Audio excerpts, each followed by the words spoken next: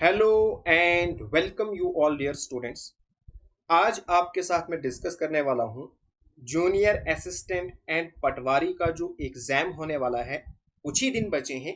इन दिनों में आपकी स्ट्रैटेजी क्या होनी चाहिए, किस तरह से आपने पढ़ाई करनी है, कैसे आपने अपने टाइम को मैनेज प्रॉपर वे में करना है, बिकॉज एक राइट डायरेक्शन बहुत ज्यादा इंपॉर्टेंट है। एंड दूसरे नंबर पे मैं साथ साथ में मॉक टेस्ट का भी एनालिसिस करूंगा। ओवरऑल आपको कितना स्कोर करना है, जो हमारे साथ मॉक टेस्ट दे रहे हैं उनको मैं यहां पे बताऊंगा कि ओवरऑल आपका सेफ स्कोर क्या है एंड कंपोनेंट वाइज आपको कितने मार्क्स आने चाहिए। ठीक है, सो लेट अस स्टार्ट। सबसे पहले हम बात करेंगे जूनियर असिस्टेंट की। तो जूनियर असिस्टेंट में टोटल मार्क्स हैं 80 एंड फर्स्ट कंपोनेंट आपको आता है जनरल इंग्लिश, जो कि बहुत ही ज्यादा इंपॉर्टेंट है एंड ये गेम चेंजिंग सब्जेक्ट है। टोटल मार्क्स 20 है एंड अगर आप चाहते हो आपकी सिलेक्शन हो जाए ना, 16 प्लस आपको यहाँ पे स्कोर करना पड़ेगा। अब आपको कैसे स्कोर करना है 16 प्लस, उसके लिए आपको क्या करना पड़ेगा, यहां पे एक चीज याद रखो। सबसे पहले जो रूल्स हैं, जो बेसिक कॉन्सेप्ट हैं, वो आपको पता होने चाहिए।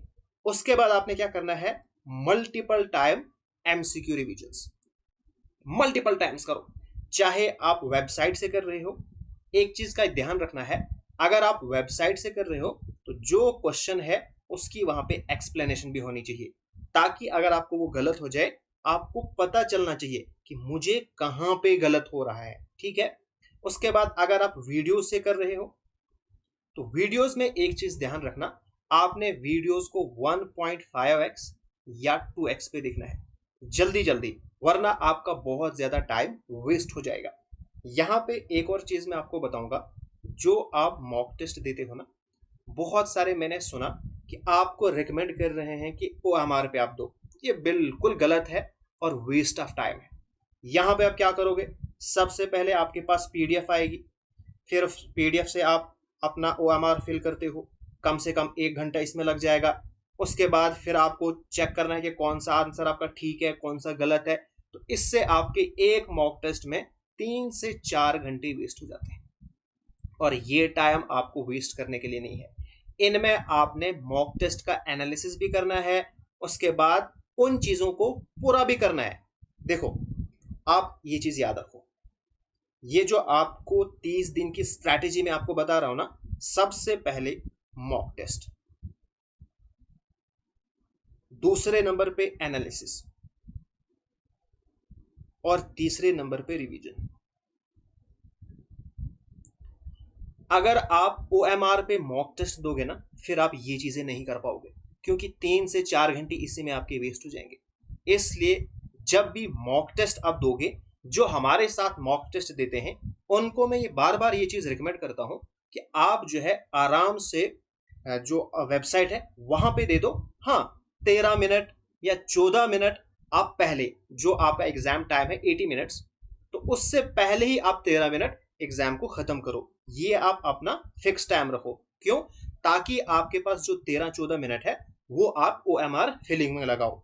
और जिसको यहाँ पे OMR फिलिंग नहीं आती है तो वो एक OMR पकड़े और एक बार इसको फिल करे, ताकि उसको प्रैक्टिस हो जाएगी। बार बार करने की जरूरत नहीं है, इससे आपका टाइम वेस्ट हो जाएगा। आपने क्या करना है, सबसे पहले मॉक टेस्ट देना है, फिर उसका एनालिसिस करना है कि भाई मुझे कहां पे गलती हो रही है। अब इंग्लिश की बात है, जब आप मॉक टेस्ट दोगे आपने देखना है कि भाई इंग्लिश में आपने वहां पे चेक करना है कि इंग्लिश में आपके कौन से कंपोनेंट से ज्यादा गलतियां हो रही हैं, जैसे आर्टिकल्स या मॉडल्स। तो इस पे आपने ज्यादा फोकस करना है। जो आपका अच्छा है उस पर थोड़ा कम फोकस करो, जो आपका यहाँ पे खराब हो रहा है उस पर आप ज्यादा फोकस करो। जो आपकी गलतियां पहले मॉक टेस्ट में हुई वो दूसरे में नहीं होनी चाहिए, जो दूसरे में हुई वो तीसरे में नहीं होनी चाहिए। इस तरह से जब आपकी इंप्रूवमेंट हो जाएगी तो अल्टीमेटली आपकी सिलेक्शन फिर कंफर्म हो जाएगी। जब आप हमारे साथ 10 मॉक टेस्ट दोगे और जो मॉक टेस्ट मैंने प्रिपेयर किए हैं बिल्कुल as per the pattern of JKSSB, जो जेकेएसएसबी का पैटर्न है, और प्लस जो आगे भी पैटर्न होगा, जो जेकेएसएसबी की सोच है ना, एक कदम में आगे रहता हूं कि आगे इनकी सोच कैसे हो सकती है। अगर इस बार उन्होंने ये वाला क्वेश्चन दिया तो आगे वो कैसा क्वेश्चन दे सकते हैं। तो इस तरह के मैं खुद ही जो मॉक टेस्ट है उनको डिजाइन करता हूं। ठीक है, तो जब आप इस तरह से अपना एनालिसिस करोगे, मॉक टेस्ट भी दोगे, फिर एनालिसिस भी करोगे, फिर रिवीजन आपने कैसे करनी है, उन्हीं को आपने फोकस करना है। जहां पे ज्यादा गलतियां हो रही हैं उन पे आप फोकस करो। ठीक, उसके बाद अगर हम बात करेंगे आगे, हाँ, इंग्लिश पे आपने याद रखा, इंग्लिश को आपने कैसे इंप्रूव करना है। रूल्स देखो, जो रूल्स हैं उनको अच्छे से याद करो, मेमोराइज करो, उसके बाद प्रैक्टिस करो। जितने ज्यादा आप एमसीक्यूज करोगे ना उतने कम है। उसके बाद दूसरे नंबर पे हमारे पास हो गया जनरल अवेयरनेस, ये भी है 20 मार्क्स का। अब यहां पे आपका सेफ स्कोर क्या रहेगा वो डिपेंड करेगा इसके ऊपर। अब ये जो पोर्शन है ना ये स्टैटिक है, फिक्स है। जो जेएंडके के बारे में क्वेश्चन है यहां पे ज्यादा चेंजिंग आपको नहीं मिलेगी, तो यहां पे आपको ज्यादा से ज्यादा मार्क्स आने चाहिए। इनमें से अगर ज्यादा क्वेश्चन है तो यहां पे फिर कट ऑफ जो आपका सेफ स्कोर है वो फिर हाई जाएगा। अगर यहां से कम क्वेश्चन आए फिर उसी के अकॉर्डिंग वो चेंज होगा। अब यहां पे अगर हम देखेंगे उसके बाद फ्रीडम स्ट्रगल, ये भी आपका फिक्स है। आपको यहां से पता है कि किस तरह के क्वेश्चन आएंगे। डेमोग्राफी से आपको पता है कि किस तरह के क्वेश्चन आएंगे। अब बचता है इंपॉर्टेंट रिवर्स एंड लेक, यहां पे भी ऑलरेडी जो फेमस रिवर हैं, जो फेमस लेक्स हैं, वहां से क्वेश्चन पूछे जाते हैं। अब कभी कभार क्या हो जाता है, ऐसे रिवर के बारे में क्वेश्चन आता है जो ज्यादा फेमस ना हो। अब वो क्यों पूछे जाते हैं क्वेश्चन, वो इसलिए पूछते हैं ताकि वो रिवर जो है ना कहीं न्यूज में रहा है। ठीक है, जैसे यहां पे मैंने क्वेश्चन पूछा था, मैंने रेड सी के बारे में क्वेश्चन पूछा था अपने मॉक टेस्ट में। यहां पे लिखा है political and physical division of India, यहां पे तो वर्ल्ड के बारे में लिखा ही नहीं है। तो फिर मैंने उस मॉक टेस्ट में वर्ल्ड का कैसे पूछा, वो इसलिए मैंने पूछा था बिकॉज वो न्यूज में रहा है। तो बहुत सारी चीजें ऐसी होती हैं जो आपको लगता है कि ये स्टैटिक जीके से पूछा गया है। जैसे रिवर के बारे में, अच्छा आपको लगता है कि ये रिवर के बारे में पूछा है, हालांकि वो करंट अफेयर से, वो रिवर न्यूज में रहा है इसलिए पूछा जाता है। तो इस चीज पे आपने ध्यान रखना है। करंट अफेयर्स में जो चीजें ज्यादा फेमस है ना उसके बारे में सब आपको देखना है। जैसे वीएलडब्ल्यू में एक क्वेश्चन आया था, वहां पे जो हमास के लीडर हैं, जो अभी फलस्तीन में चल रही है जंग, अब फलस्तीन की जो जंग है वो काफी न्यूज में रहती है, वहां पे ये पूछा था कि हमास का जो लीडर है वो कौन था। अब इस लेवल पे करंट अफेयर पूछे जाते हैं। तो जो भी ज्यादा चीज न्यूज में है उसका आपने पूरा एनालिसिस करना है। अभी इलेक्शन हुए हैं तो इलेक्शन के बारे में भी आपको पूरा पता होना चाहिए, इलेक्शन कमिश्नर को कौन इलेक्ट करता है, ये सब चीजें आपको पता होनी चाहिए। और यहाँ पे जो आपका सेफ स्कोर है वो है 15 या 14 15 प्लस। अगर इतने भी आपको आते हैं तो आपके लिए बिल्कुल काफी है। मेन आपने फोकस करना है, एक तो हो गई इंग्लिश, और फिर हमारे पास आता है ये पोर्शन, ये है 20 मार्क्स का। और यहां पे आपको कम से कम 16-17 मार्क्स आने चाहिए। वो भी अगर रीजनिंग पोर्शन से ज्यादा क्वेश्चन आए तो यहां पे अगर मैं बात करूं ना रीजनिंग की, रीजनिंग में आपको ऑलमोस्ट 100% ठीक होने चाहिए। अगर 100 नहीं तो कम से कम 95%। अगर यहाँ पे 10 क्वेश्चन आए तो 8 यहाँ पे आपको ठीक होने चाहिए।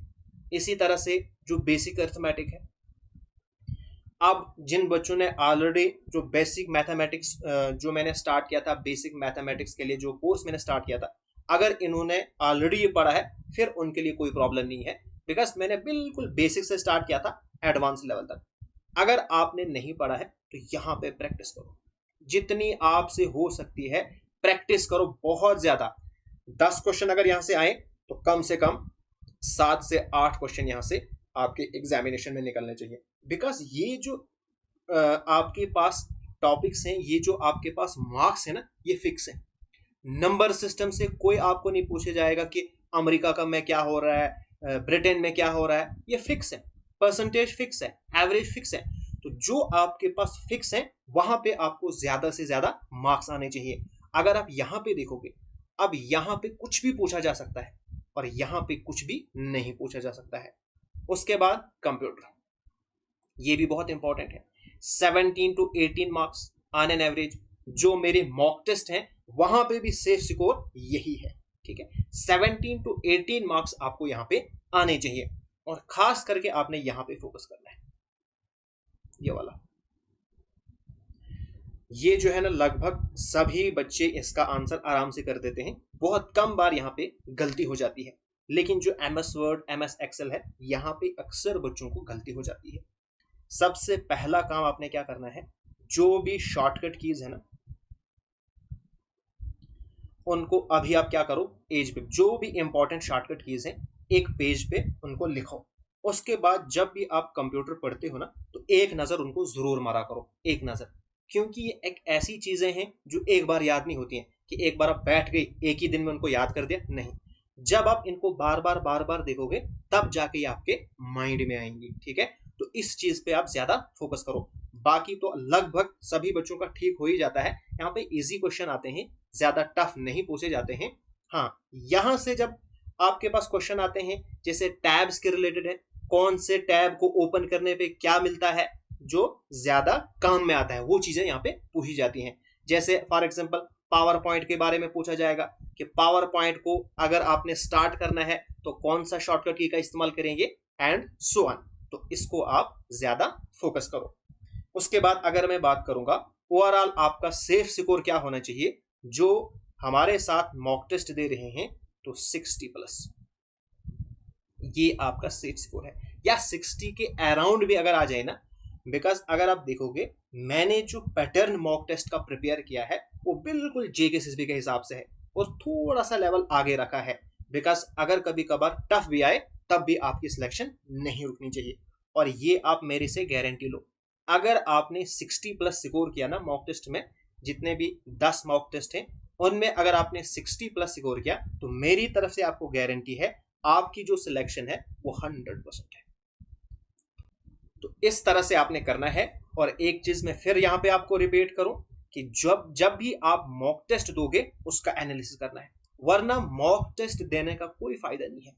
एनालिसिस करो भाई, रीजनिंग है ना, अच्छा रीजनिंग में कौन से कंपोनेंट्स में से मुझे बार बार क्वेश्चन गलत हो रहे हैं, अच्छा लेटर सीरीज है, नंबर सीरीज है, ब्लड रिलेशन है, किस पे हो रहे हैं गलत, तो उस चीज पे आप फोकस करो। इसी तरह से बेसिक अर्थमेटिक है, एंड इसी तरह से आपने कंप्यूटर में भी देखना है किससे आपको ज्यादा गलत हो रहे, उस पर ज्यादा आप फोकस करो, और इसी के अकॉर्डिंग अपनी रिवीजन को कंटिन्यू करो। ऐसे आप कुछ भी रिवाइज करोगे इस तरह से आपको नहीं करना है। मॉक टेस्ट को सामने रख के उसके अकॉर्डिंग अपनी रिवीजन आप कंटिन्यू करो। तो ये था जूनियर असिस्टेंट। अब हम देखेंगे पटवारी के बारे में। पटवारी में टोटल है 120 मार्क्स, ठीक है। अब यहां पे जीके सबसे ज्यादा है, लगभग 60 मार्क्स का आपका सिर्फ जीके है। अब इन 60 मार्क्स में आपको कितने मार्क्स आने चाहिए, क्या आपका सेफ स्कोर रहेगा, वो भी डिपेंड करेगा। जो आपका JNK का जीके है ना, वो आपको ज्यादा से ज्यादा आना चाहिए, उसमें आपको ज्यादा से ज्यादा स्कोर करना है, क्योंकि ये फिक्स है, ये चेंज नहीं होता है भाई, ये चेंज नहीं होता है। उसके बाद यहाँ पे बहुत सारे बच्चे पूछते हैं कि क्या हमें जनरल साइंस पढ़नी है। नहीं, जनरल साइंस आपको नहीं पढ़नी है, बस साइंस एंड टेक्नोलॉजी में जो करंट टेक्नोलॉजीज जिसमें होती हैं, जो करंट न्यूज में रहती हैं, उस पर आपने फोकस करना है। उसके बाद यहाँ पे भी सेम है, जिस तरह से अभी हमने जूनियर असिस्टेंट का किया, सेम यहाँ पे भी वही है, सिर्फ यहाँ पे अलग अलग है, ये ज्यादा मार्क्स का है, और इसको आपने अच्छे से देखना है। बिकॉज ये वाला जो पोर्शन है ये फिक्स है, और ये आपके लिए बहुत इंपॉर्टेंट है, यहां से आपका स्कोर ज्यादा हो जाएगा। और यहाँ पे सेफ स्कोर क्या होगा, जो हमारे साथ मॉक टेस्ट दे रहे हैं 36 है ना, अगर आपको यहाँ पे 24-25+ भी आए ना, तब भी आप सेफ डायरेक्शन में जा रहे हो, ठीक है। उसके बाद अगर हम यहाँ पे बात करेंगे, तो यहाँ पे आपको रहना चाहिए 90+, क्योंकि ये फिक्स है, ये चेंज नहीं होता है। वो वास्ट है, ये वास्ट नहीं है, ठीक है। इसलिए आपको इस चीज पे ज्यादा फोकस करना है। अगर आपको यहां से गलतियां हो रही है, जो हमारे साथ मॉक टेस्ट दे रहे हैं, अगर यहां से आपके क्वेश्चन बहुत ज्यादा गलत हो रहे हैं, तो इसको आप अच्छे से इस पे फोकस करो। अगर आपको कहीं पे परेशानी हो रही है तो कमेंट करके मुझे आप बता सकते हो, मैं उसके बारे में आपको एक प्रॉपर सजेशन दूंगा। उसके बाद इंग्लिश के बारे में ऑलरेडी हमने डिस्कस किया, वैसे ही आपको यहाँ पे भी करना है। Then computer science and reasoning, ठीक है। कंप्यूटर साइंस भी सेम ही है, इस पे भी आप यहाँ पे आप ज़्यादा फोकस करिएगा। एंड यहाँ पे बहुत सारे बच्चे पूछते हैं कि जो लॉजिकल रीजनिंग है, मेंटल रीजनिंग है, इसमें हमें करना क्या है। इसमें आपको सब कुछ करना है। अगर ये आपको नहीं दिया होता ना, सिर्फ ये दो चीज़ें दी हैं, बस रीजनिंग का इतना ही सिलेबस है। आपको सब कुछ करना है, वर्बल रीजनिंग भी, नॉन वर्बल रीजनिंग भी, जो प्रीवियस पेपर्स में आता है, जैसे इमेजेस के बारे में, वाटर इमेज, मिरर इमेज, ठीक है। उसके बाद इमेजेस आपको दी जाती हैं, उनमें चेंजेस वेंजेस वो आपको करना है। जितने भी बेसिक रीजनिंग से क्वेश्चंस आते हैं अक्सर एग्जामों में, वो सभी टॉपिक्स आपको अच्छे से करने हैं। तो यहाँ पे आपका जो सेफ स्कोर है, जो मॉक टेस्ट दे रहे हैं, तो 15 प्लस उनको यहाँ पे आने चाहिए। उसके बाद कंप्यूटर में अगर हम बात करेंगे तो 15-16 ये उनका सेफ स्कोर रहेगा। अभी तक जो आपने 4 से 5 मॉक टेस्ट दिए, उसके अकॉर्डिंगली मैंने वहां पे जिस तरह से डिजाइन किया है, उसके अकॉर्डिंगली आपको यहाँ पे मैं बता रहा हूं। अब जो इंग्लिश है, इंग्लिश का जो सेफ स्कोर है वो 17 प्लस है। लेकिन आपको आने कितने चाहिए, आपको आने चाहिए 20 के अराउंड में, ठीक है। अगर यहाँ पे आपको 16 से 17 वो भी सेफ स्कोर है, लेकिन आपको 20 प्लस आने चाहिए, ये ज्यादा बेटर आपके लिए रहेगा। बाकी आपको जहां पे भी जरूरत है, जहां पे आपको कमी महसूस हो रही है, आपको नहीं पता चल रहा है कि इसको मैं कैसे पढूं, कितना पढूं, तो आप मुझे कमेंट करके बता सकते हो। और बाकी मेरा जो व्हाट्सएप नंबर है 8899144489, यहाँ पे मुझे आप व्हाट्सएप कर सकते हो। जो आपकी परेशानी है मैं जरूर हल करूंगा। हाँ, एक चीज मुझे यहाँ पे भूल गया, बहुत सारे बच्चे बार बार कहते हैं कि करंट अफेयर्स हमें कितने टाइम तक करने चाहिए। तो करंट अफेयर्स आप पिछले 5 से 6 महीनों के करो, ज्यादा आपको नहीं करने हैं। हाँ, इससे पहले आप वो वाले करंट अफेयर्स करोगे जो बहुत ज्यादा न्यूज में रहे हैं, ठीक है, या खास करके जो जम्मू एंड कश्मीर के रिलेटेड है, उनको आप कर सकते हो। बस 5 6 महीनों से ज्यादा आपको पीछे नहीं जाना है। हाँ, अगर कोई बहुत ज्यादा इंपॉर्टेंट है तो उसको आपने करना है, वरना नहीं करना है। ज्यादा स्ट्रेस आपको इन दिनों में नहीं लेना है। आपने आराम से फोकस होके अपनी प्रेपरेशन को कंटिन्यू करना है। जो आपके किस्मत में होगा लास्ट पे आपको वही मिलने वाला है। अभी आपका काम क्या है, सिर्फ हार्डवर्क करना, ज्यादा आपने नहीं सोचना है। बाकी आपकी कहीं पे कोई परेशानी होगी आप मुझे पूछ सकते हो। So all the best.